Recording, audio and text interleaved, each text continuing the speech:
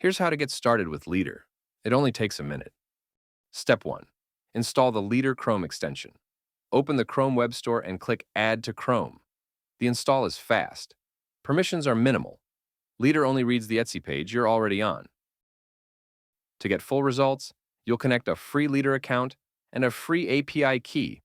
Open your Lead3r account, click Settings. Then, open Extension Setup. Click Generate API Key. Copy the key. Then paste it into the extension. You're ready to go.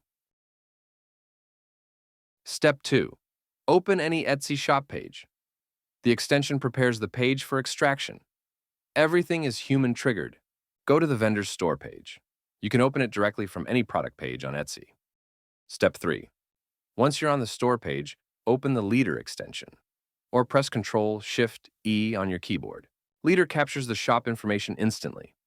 You don't have to wait for it to finish. You can keep going. You'll get a clean, structured profile with AI summaries, signals, and outreach angles you can use right away.